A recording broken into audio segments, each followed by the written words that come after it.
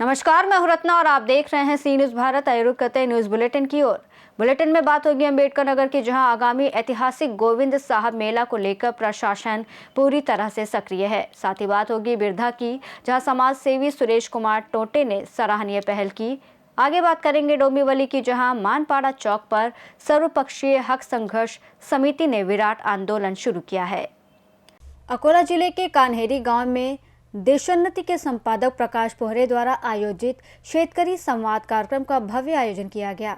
इस अवसर पर वरिष्ठ नेता और राष्ट्रवादी कांग्रेस पार्टी शरद पवार गुट के प्रमुख शरद पवार विशेष रूप से मौजूद रहे। कार्यक्रम के दौरान आयोजित पत्रकार परिषद में शरद पवार के साथ पूर्व गृह मंत्री अनिल देशमुख, देशोन्नति के संपादक प्रकाश पोहरे और राष्ट्रवादी पार्टी के अनेक पदाधिकारी मौजूद थे। पत्रकार परिषद में किसानों से जुड़े मुद्दों पर सविस्तार चर्चा हुई। शरद पवार ने कहा कि आज किसानों को बदलते मौसम, बाजार व्यवस्थापन और सरकार की नीतियों से जूझना पड़ रहा है। ऐसे समय में संवाद के माध्यम से किसानों की समस्याओं को समझना और समाधान की दिशा में कदम उठाना आवश्यक है। उन्होंने राज्य सरकार से किसानों के लिए दीर्घकालीन नीति बनाने की मांग की, जिससे कृषि क्षेत्र को स्थिरता और सुरक्षा मिल सके।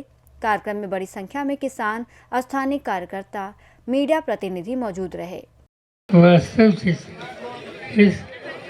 समाजाच्या समोर ठेवले पाहिजे आणि ते काम त्यांनी करावं अशी अपेक्षा। सर, जमीन घोटाळ्यात सर म्हणतात की पार्थ पवार असं करतील असं मला वाटत नाही। असं त्यांचं मत असू शकतं।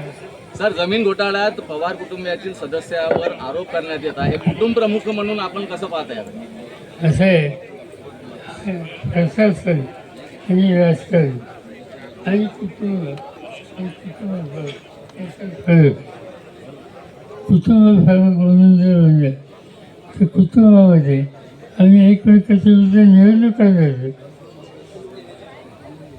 माझा एक नातू हा अजित पवारांच्या विरुद्ध उभा, अजित पवारांच्या माझ्या मुलीच्या विरुद्ध होते। आणि कुटुंबात आमची विचारधारा। आपण कृषी मंत्री असताना 72,000 कोटीची कर्जमाफी केली होती, संपूर्ण देशासाठी ती कर्जमाफी होती। आता 32,000 कोटीचं अतिवृष्टीचं पॅकेज सांगितलं जात आहे। हा ताळमेळ बसतो का जो आकड्यांचा मांडला जात आहे? काल मला उस्मानाबाद आणि सोलापूर जिथं अतिवृष्टीनं नुकसान झालं त्या भागातल्या शेतकऱ्यांचं शिष्टमंडळ मला विचारलं। म्हणजे सरकारने जाहीर केलं की आम्ही पहिला हप्ता दिला। अतिवृष्टी 2 वेळेला, एकदा एप्रिलमध्ये जाईल आणि दुसरी ऑक्टोबरमध्ये जाईल। असं काय करताय? एप्रिलमध्ये 50% लोकांना नुकसान मिळालं, सगळ्यांना नाही। आणि आता ज्यांची झाली त्यांना देताना एप्रिलमध्ये जे मिळाले त्याची रक्कम मायनस करून ती त्या ठिकाणी देते। ही शेतकऱ्यांची शुद्ध फसवणूक आहे। आणि हा प्रश्न फक्त उस्मानाबाद किंवा सोलापूर असा नाही, तो मराठवाड्यात आहे, तो विदर्भात अमरावती डिव्हिजन या भागात आहे, सोलापूर सातारा याही भागात। आणि सरकारने घोषणा केल्या पण प्रत्यक्ष कृती ही पुरेशी नाही।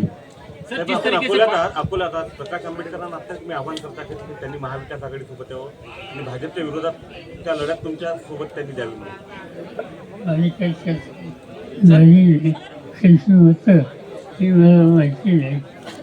आणि जे काही मध्यंतरी काही लोक त्यांच्याशी बोलले अशी बातमी ही माझ्या वाचण्यात आली। त्या चर्चेमधून एकत्रच काही येण्याचं वातावरण त्या ठिकाणी असावं असं कायमाची दिसत। सर, बिहार निवडणुकीसंदर्भात एकत्र येण्याची शक्यता आहे। शरद पवार तुम्ही कुटुंब एकत्र येणार राजकीय दृष्ट्या? सध्याचं सगळं वातावरण बघितल्यानंतर कोई ऐसे निकाल के असं सर राज ठाकरेसाठी काँग्रेसचा नकार जरी असला तरी आपली काय भूमिका आहे? आम्हाला असं वाटतं एकत्र बसून पर्याय देऊ शकत असेल तर तेवढी चुकाची भूमिका कशी घेऊ. काँग्रेसने सुद्धा विचार करावा, पण हे आत्ता सांगू शकत नाही. उद्या आमची बैठक आहे ना, उद्याच आमची बैठक. त्या बैठकीत साधारणतः सगळ्यांसोबत निर्णय होईल.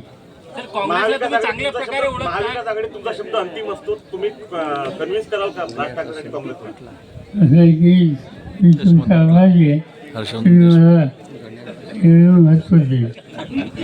असं आहे की आम्ही चर्चा करू, आमचे सगळे सहकारी त्यांची मतं घ्यावी लागतील. ते एकच नाही, मी पक्षाचा अध्यक्ष आहे, त्यामुळे माझी नैतिक जबाबदारी इतरांच्या मताचा सन्मान करणं. त्यामुळे आम्ही पहिल्यांदा त्यांचं ऐकून घेऊ आणि सामूहिक निर्णय आम्ही घेऊ. सर वोट चोरी के मामले में जिस तरीके से राहुल गांधी ने जिस तरीके से डिस्प्ले बताया है उसको लेकर किस तरीके का आप उसको किस तरीके देखते हैं, और साथ ही जिस तरीके से महाराष्ट्र में भी अभी चुनाव निकाय चुनाव है, इसको लेकर वोटर लिस्ट में बहुत सारी गड़बड़ी है, फिर भी बावजूद मेरी बात ऐसी है, विधानसभा का चुनाव यहाँ हो गया, इसके बाद हम लोगों को ये वोट की चोरी होती है कि ये इसका अंदाजा पूना डिस्ट्रिक्ट में वागुली नाम का गाँव, उस गाँव में एक छोटे स्लम एरिया में एक महिला रहती, उसका मकान 10 बाय 10 और इस मकान में वो मुझे अकेली रहती. एक उत्तर ईस्टमध्ये तिथं 80 नावं. अकोला से सी न्यूज संवाददाता प्रवीण वाहुरवाग की रिपोर्ट। अंबेडकर नगर में आगामी ऐतिहासिक गोविंद साहब मेला को लेकर प्रशासन पूरी तरह से सक्रिय है। जिलाधिकारी अनुपम शुक्ला और पुलिस अधीक्षक अभिजीत आर शंकर ने थाना कटका क्षेत्र के अंतर्गत मेला परिसर का निरीक्षण किया। अधिकारियों ने मेले की तैयारियों का जायजा लेते हुए संबंधित विभागों को आवश्यक दिशा निर्देश दिए। निरीक्षण के दौरान क्षेत्राधिकारी आलापुर प्रदीप चंदेल भी मौके पर मौजूद रहे। जिलाधिकारी ने साफ सुथरा और सुरक्षित आयोजन सुनिश्चित करने पर जोर दिया। वहीं पुलिस अधीक्षक ने सुरक्षा व्यवस्था को लेकर संबंधित अधिकारियों को आवश्यक निर्देश दिए। देखिए, आज हम और एसपी साहब यहाँ पे आए हुए हैं और 29 नवंबर से ये जो गोविंद साहब का मेला शुरुआत हो रही है उसकी व्यवस्थाओं का जायज़ा लेने आए हैं। यहाँ पे अभी काफ़ी काम बाकी है, तो उम्मीद है कि अगले 10-15 दिन में सभी कार्य जो हैं वो पूरे हो जाएंगे, चाहे वो श्रद्धालुओं की सुविधा से रिलेटेड हो, इंफ्रास्ट्रक्चर से रिलेटेड हो, सिक्योरिटी से रिलेटेड हो, तो और बाकी इसको सेक्टर और जोन में बांटा जाएगा और हम ये उम्मीद करेंगे कि श्रद्धालुओं के लिए एक बेहतर इन्वायरमेंट हम लोग दे सकें। सर, सुरक्षा के दृष्टिकोण से क्या व्यवस्था? कि एक कोतवाली गोविंद साहब इस्टेब्लिश किया जाएंगे टेम्प्रेरी तौर पे और उसके अंतर्गत 6 चौकियाँ भी इस्टेब्लिश किया जाएंगे। श्रद्धालुओं का आना जाने वाला मेजर रूट्स आइडेंटिफाई किया गया है, वहीं पर भीड़ को कंट्रोल करने के हिसाब से बैरिकेडिंग भी लगाई जाएंगी। अन्य चीज़ों पर भी बात हुआ है, इस बार पिछली बार से अधिक मात्रा में CCTV का भी लगाए जाएंगे और महिला का सुरक्षा के हेतु पिंक बूथ्स के भी शामिल किया जाएंगे। अंबेडकर नगर से सी न्यूज संवाददाता अजय कुमार उपाध्याय की रिपोर्ट। ललितपुर में स्थानीय समाज सेवी सुरेश कुमार टोंटे ने अपने पिता स्वर्गीय पंडित लक्ष्मी नारायण टोंटे की पुण्यतिथि के अवसर पर एक सराहनीय पहल की। उन्होंने वृद्धा सामुदायिक स्वास्थ्य केंद्र में भर्ती जरूरतमंद मरीजों और उनके तीमारदारों को फलाहार वितरित कर पुण्यतिथि को सेवा दिवस के रूप में मनाया। इस अवसर पर सुरेश कुमार टोंटे ने कहा कि सेवा ही सच्ची श्रद्धांजलि है। फल वितरण कार्यक्रम के दौरान अस्पताल परिसर में सौहार्दपूर्ण वातावरण देखने को मिला। वहीं मरीजों और उनके परिजनों ने इस मानवीय पहल की सराहना की। कार्यक्रम में गांव के कई संभ्रांत नागरिक, स्थानीय जनप्रतिनिधि और अस्पताल स्टाफ मौजूद रहा। बिरधा से सी न्यूज संवाददाता जितेंद्र सिंह पवार की रिपोर्ट। डोंबिवली में आज 27 गांव के न्याय के लिए आंदोलन का ज्वालामुखी फूट पड़ा है। मानपाड़ा चौक पर सर्वपक्षीय हक संघर्ष समिति ने विराट आंदोलन शुरू किया है। यह आंदोलन भाजपा सांसद सुरेश महात्रे और विधायक किशन कथोरे के नेतृत्व में जारी है। विधायक किशन कथोरे ने मुख्यमंत्री को पत्र लिखकर 27 गांव को स्वतंत्र नगरपालिका का दर्जा देने और इस विषय पर संघर्ष समिति के माध्यम से बैठक बुलाने की मांग की है। कथोरे ने आगे बताया कि उन्होंने आज सुबह मुख्यमंत्री से बातचीत की है। वहीं सांसद बालिया महत्रे ने कहा, आगामी सप्ताह में मुख्यमंत्री के साथ बैठक होगी, उसमें क्या निर्णय निकलता है ये देखा जाएगा, लेकिन अब तक हमारा आंदोलन जारी रहेगा। इस आंदोलन के चलते स्थानीय स्वराज्य संस्थाओं के आगामी चुनाव की पृष्ठभूमि पर राजनीतिक माहौल गर्म हो गया है। अब मुख्यमंत्री का निर्णय इस पूरे प्रकरण में निर्णायक साबित होगा। इस पर सभी की नजरें टिकी हैं।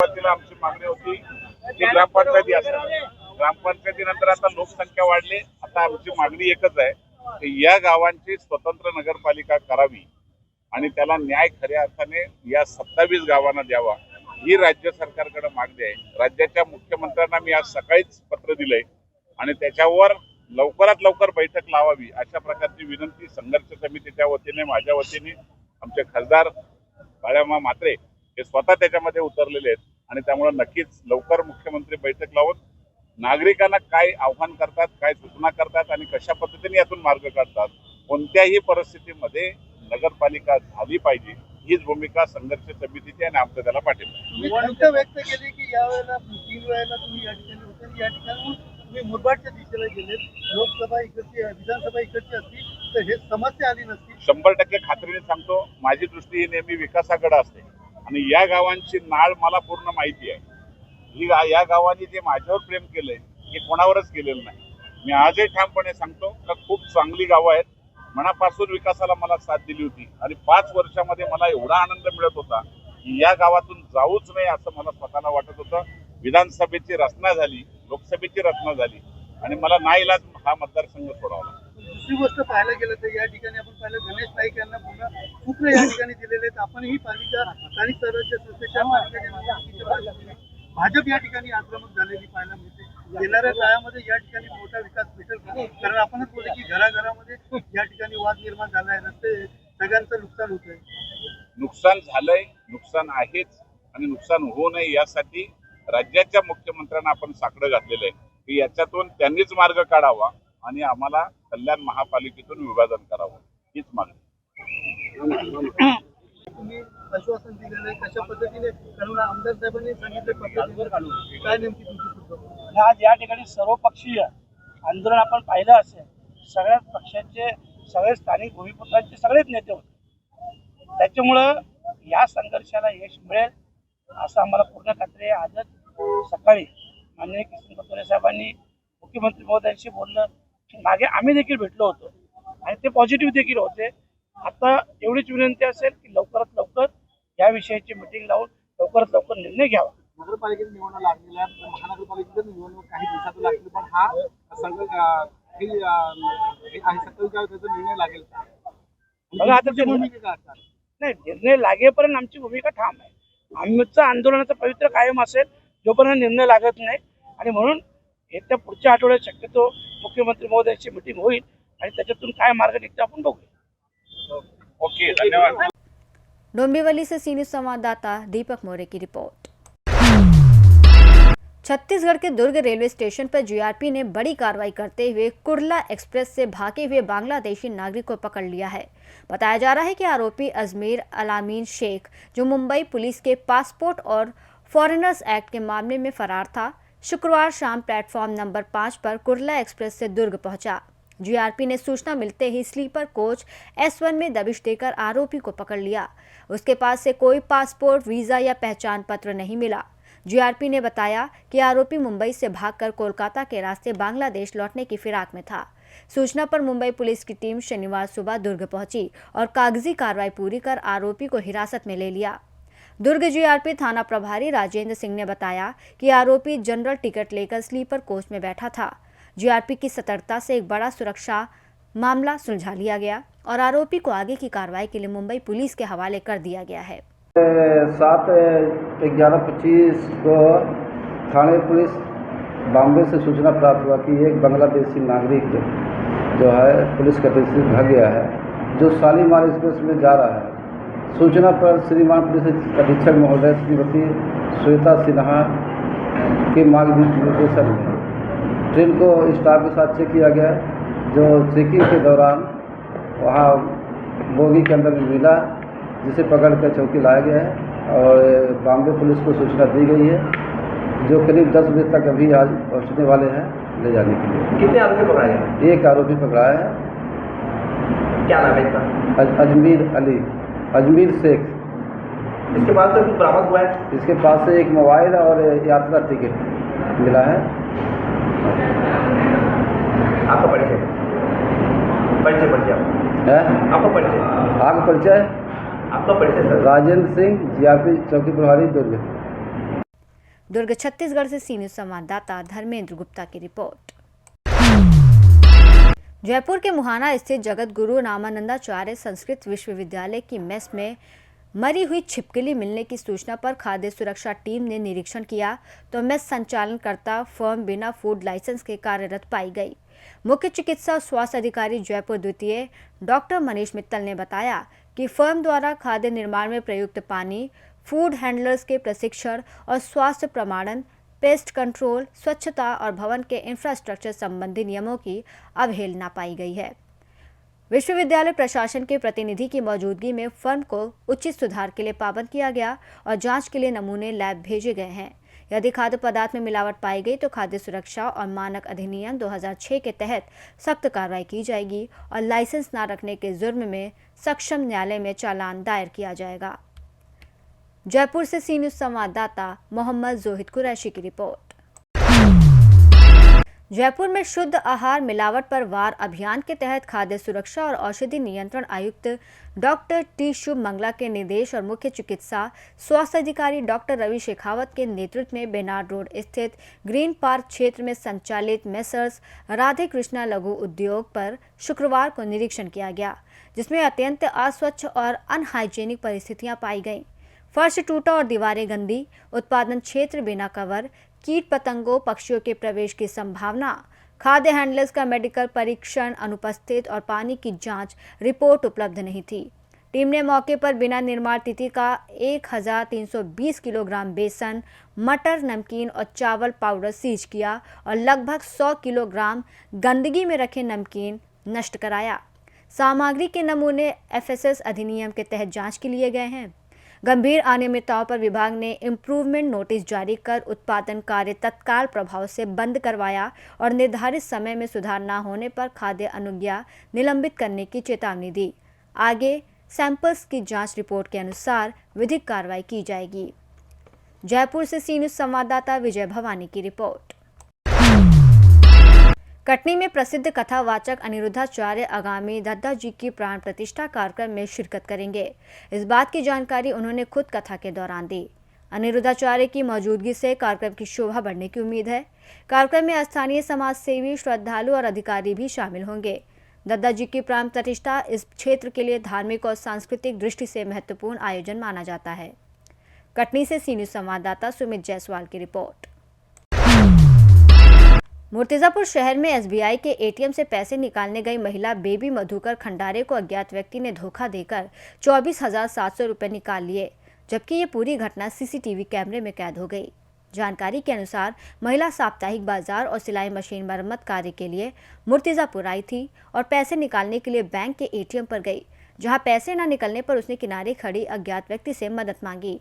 आरोपी ने महिला से पिन नंबर लेकर उसका कार्ड निकाल लिया और धोखे से कार्ड बदलकर कहा कि कार्ड लॉक हो गया है। महिला ने तुरंत पास के बैंक जाकर जांच की तो पता चला कि उसके खाते से 24,700 रुपये कट चुके थे।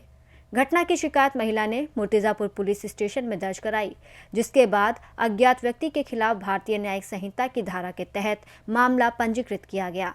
थानेदार अजीत जाधव के मार्गदर्शन में उप निरीक्षक गणेश सूर्यवंशी मामले की जांच कर रहे हैं और पुलिस ने नागरिकों से एटीएम का उपयोग करते समय पिन गुप्त रखने और अजनबियों की मदद लेने से बचने की चेतावनी दी है। मुर्तिजापुर से सी न्यूज संवाददाता धनराज सपकाल के साथ कैमरामैन नरेंद्र वाणोनकर की रिपोर्ट। सासाराम विधानसभा क्षेत्र से निर्दलीय प्रत्याशी विवेक कुमार सिंह उर्फ बबलू सिंह लगातार जनसंपर्क अभियान में जुटे हुए हैं। शनिवार को सासाराम नगर निगम क्षेत्र में बड़ी संख्या में महिला और पुरुष मतदाताओं की भागीदारी के साथ रैली निकाली गई। रैली के दौरान जन सैलाब उमड़ पड़ा और लोगों ने बबलू सिंह के समर्थन में नारे लगाए।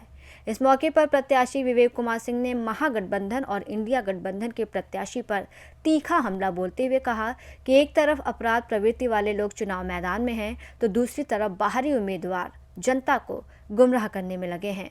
उन्होंने आरोप लगाया कि महागठबंधन के प्रत्याशी अस्थायी रूप से 7 दिनों के लिए बेल पर बाहर हैं और उन पर कई आपराधिक मुकदमे लंबित हैं।